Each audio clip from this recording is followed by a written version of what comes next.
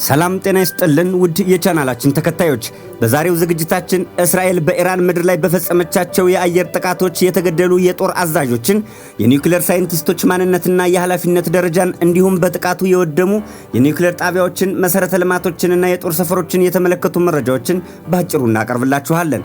ለቻናላችን አዲስ ከሆኑ ሰብስክራይብ በማድረግ ይጀምሩ። ይህ ዳርቲዩብ ነው። እስራኤል በኢራን በፈጸመችው ጥቃት የተገደሉ የጦር አዛዦችና የኒውክሌር ሳይንቲስቶች እነማን ናቸው? እስራኤል ሐሙስ ለአርብ አጥቢያ በመላው ኢራን ባሉ የኒውክሌር ይዞታዎች፣ ወታደራዊ ስፍራዎችና የመኖሪያ ስፍራዎች ላይ በፈጸመቻቸው በርካታ ጥቃቶች ከፍተኛ የጦር አዛዦችና 9 የኒውክሌር ሳይንቲስቶች ተገድለዋል። የእስራኤል ጠቅላይ ሚኒስትር ቤንያሚን ኔታንያሁ አገራቸው አርብ ማለዳ የፈጸመችው ጥቃት የኢራን የኒውክሌር መሰረተ ልማትንና የባላስቲክ ሚሳኤል ፋብሪካዎችን ለመጉዳት ያለመ ነውም ብለዋል። ጠቅላይ ሚኒስትሩ ራይዚንግ ላየን ኦፕሬሽን የሚያንሰራራ አንበሳ ዘመቻ ሲሉ በጠሩት ጥቃት ከተገደሉት መካከል የኢራን አብዮታዊ ዘብ ኃላፊና የአገሪቱ ጦር ኃይሎች ኢታማዦር ሹም ይገኙበታል። ሕፃናትን ጨምሮ በርካታ ሰላማዊ ሰዎች መገደላቸውም ተዘግቧል። አንደኛ፣ መሐመድ ባግሄሪ። በዚህ ጥቃት ከተገደሉት መካከል የኢራን ጦር ኃይሎች ጠቅላይ ኢታማዦር ሹም የሆኑት መሐመድ ባግሄሪ አንዱ ናቸው። መሐመድ በጠቅላይ ኢታማዦር ሹምነታቸው የአገሪቱን ጦር እንዲሁም የኢራን አብዮታዊ ዘብ ዋነኛ መሪ ሲሆኑ ጠቅላይ ኢታማዦር ሹም አብዮታዊ ዘቡን የተቀላቀሉት በአውሮፓውያኑ 1980 ገና በ20 ዓመታቸው ነበር። እኒህ የኢራን ጀግና ከወንድማቸው ጋር በመሆን በኢራን ኢራቅ ጦርነት ወቅት የአብዮት ዘቡ የስለላ ክፍል እንዲቋቋም ረድተዋል። በኢራን ካሉ የጦር አዛዦች መካከል አክራሪ ባለመሆን ይታወቃሉ። በቅርቡ በጥንታዊ ፐርሴፖሊስ ፍርስራሽ ፊት ለፊት ሰላም እንዲሰፍንና ጦርነት እንዲወገድ ባደረጉት ንግግር ከፍተኛ ትችት ገጥሟቸው ነበር።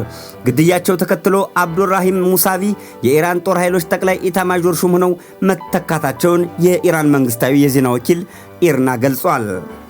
ሁለተኛ፣ ሁሴን ሳላሚ። ሁሴን ሳላሚ የኢራን አብዮታዊ ዘብ ዋና አዛዥ ነበሩ። ሁሴን በአብዮታዊ ዘብን የተቀላቀሉት የኢራንና ኢራቅ ጦርነት መፈንዳቱን ተከትሎ በአውሮፓውያኑ 1980 ነው። በወታደራዊ ማዕረግ ከፍ እያሉ ሲመጡም በአሜሪካና በምዕራባውያን አጋሮች ላይ በሚናገሩት ጠንካራ ትርክቶችና በንግግር አዋቂነታቸው ዝናን አተረፉ። የአብዮታዊ ዘቡ አዛዥ የሆኑትም በአውሮፓውያኑ 2019 ነበር። ባለፈው ወር ኢራን በእስራኤልም ሆነ በአሜሪካ ጥቃት ከደረሰባት የገሃነም በሮች ትከፈታለች ብለዋል። በኢራን ኒውክሌር ወታደራዊ ፕሮግራሞች ተሳትፏቸው የተባበሩት መንግስታት የጸጥታው ምክር ቤትና አሜሪካ ከአውሮፓውያኑ 2000 ጀምሮ በኃላፊው ላይ ማዕቀብ ጥለውባቸዋል። ኢራን 300 ድሮኖችና ሚሳኤሎችን ያሳተፈ የመጀመሪያውን የቀጥታ ጥቃት በእስራኤል ላይ ስትፈጽም እሳቸው የአብዮታዊ ዘብ ኃላፊ ነበሩ። ከቅርብ ቀናት ወዲህ ከእስራኤል ጋር ያለው ውጥረት መጋጋሉን ተከትሎ ሁሴን አገራቸውን ለማንኛውም ሁኔታ፣ ክስተት እና አጋጣሚዎች ዝግጁ መሆኗን ሐሙስ ዕለት ተናግረው ነበር። የአገሪቱን እስላማዊ ስርዓት ለመጠበቅ እንዲሁም መደበኛ ጦር ሰራዊቱን ለመደገፍ በሚል ከ40 ዓመታት በፊት የተቋቋመው የኢራን እስላማዊ አብዮታዊ ዘብ ዘወትር በምዕራባዊ ስሙ የሚነሳው የአገሪቱ የጦር ክፍልም ተጠቃሽ ነው። የኢራን አብዮታዊ ዘብ ከ190,000 በላይ ወታደሮች እንደሚኖረው የሚገመት ሲሆን የራሱን የምድር የባህርና የአየር ኃይል አጠናክሯል። የኢራንን ስልታዊ የጦር መሳሪያዎችንም የሚቆጣጠረው ይኸው ኃይል ነው። መሐመድ ፓክፖት የአብዮታዊ ዘቡ ዋና አዛዥ ሆነው መሾማቸውን የኢራን የመንግስት ሚዲያ ዘግቧል። ሶስተኛ፣ ጎላማሊ ራሺድ። ጎላማሊ ራሺድ የኢራን ጥምር ወታደራዊ እንቅስቃሴዎችን የሚያስተባብረው የአብዮታዊ ዘብ ካታም አል-አንቢያ የተሰኘው ማዕከላዊ ዋና መስሪያ ቤት ኃላፊ ነበሩ።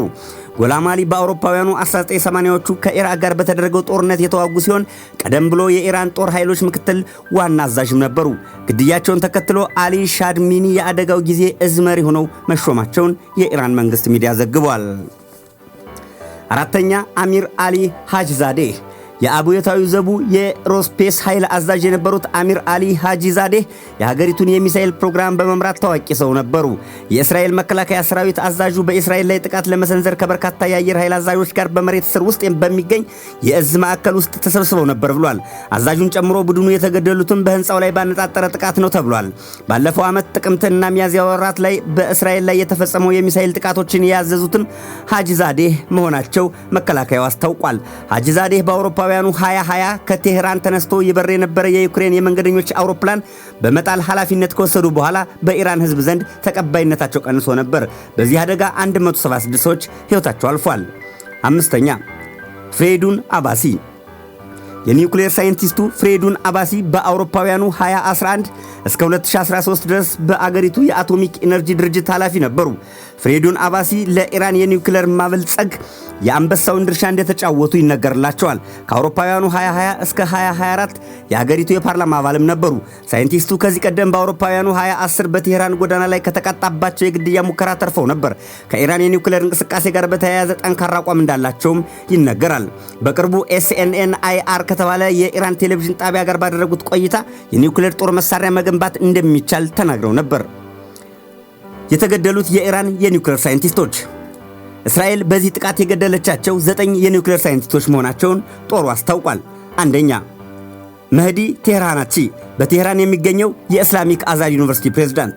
ሁለተኛ አብዱል ሐሚድ ሚኖሼር በሻሂድ በህሽቲ ዩኒቨርሲቲ የኒውክሌር ኢንጂነሪንግ ኃላፊ። ሶስተኛ አህመድ ረዛ ዞልፋጋሪ በሻሂድ በህሽቲ ዩኒቨርሲቲ የኒውክሌር ኢንጂነሪንግ ፕሮፌሰር። አራተኛ አሚር ሁሴን ፈቂ በሻሂድ በህሽቲ ዩኒቨርሲቲ የኒውክሌር ፕሮፌሰር እና አምስተኛ ሞታልቤዛዴህ የተባሉት የኒውክሌር ሳይንቲስቶች መገደላቸው ተገልጿል። የኢራኑ ታላቁ መሪ አያቶላህ አሊ ኻሜኒ አማካሪ አሊ ኻምኻኒ የከፋ ጉዳት እንደደረሰባቸው የኢራን ዘገባዎች አመልክተዋል። የእስራኤል ኢላማ ያደረኩት ወታደራዊ ይዞታቸውን ነው ብትልም የኢራን መገናኛ ብዙሃን በበኩላቸው በቴህራን የመኖሪያ ቤቶች ጥቃት እንደተፈጸመባቸውና ከተገደሉት መካከል ህፃናትን ጨምሮ ሰላማዊ ዜጎች መገደላቸው ዘግቧል። እስራኤል በኢራን ጥቃት ያደረሰችባቸው ስፍራዎች የትኞቹ ናቸው? እስራኤል በዚህ ጥቃት ከመታቻቸው መካከል በናታንዝ ከተማ የሚገኘው የኢራን ዋነኛ የዩራኒየም ማበልጸጊያ ማዕከል አንዱ ነው። ማዕከሉ በተደጋጋሚ እንደተመታ የኢራን መንግስታዊ ቴሌቪዥን ዘግቧል። ማዕከሉ ከመሬት ስር በሜትሮች ርቀት የሚገኝ ሲሆን የእስራኤል ጥቃት ምን ያህል ጥልቀት እንደነበረው እስካሁን ግልጽ አይደለም። ከዚህም በተጨማሪ ቴህራንና በአካባቢው ያሉ ወታደራዊ ስፍራዎች ታብሪዝ በተሰኘችው ከተማ የሚገኝ የኒውክሌር የምርምር ማዕከልና የሁለት በጦር ሰፈሮች ፍንዳታ ተሰምቷል። ከቴህራን በስተደቡብ የምትገኘው የኢስፋሃን ከተማ፣ በስተደቡብ ምዕራብ በምትገኘው የአራክ ከተማ እንዲሁም በስተምዕራብ የምትገኘው የከርማንሻህ ከተማ ጥቃት ተፈጽሞባቸዋል። የኢራን ታላቁ መንፈሳዊ መሪ አሊ ኻማኒ ጥቃቱን ተከትሎ እስራኤል መራርና የከፋ ህመም እጣ እንደሚገጥማት አስጠንቅቀዋል። በአምላክ ፈቃድ እንዲሁም በኢስላሚክ ሪፐብሊክ ጦር ኃይሎች ኃያል እጅ እስራኤል ቅጣት ሳይፈጸምባት አይቀርም ብለው በተናገሩ ማግስት በእስራኤል ላይ ከፍተኛ ውድመትን ያደረሱ በርካታ ሚሳኤሎችን አስወንጭፈዋል። ለምድራችን የሚያስፈልገው ሰላም ለሰው ልጆች ሁሉ እንዲሆን እየተመኘን የዛሬውን ዝግጅት በዚሁ አበቃን። በቀጣይ በየዕለቱ የምናቀርባቸው ትኩስ መረጃዎች እንዲደርሷችሁ ቻናሉን ሰብስክራይብ ያድርጉ።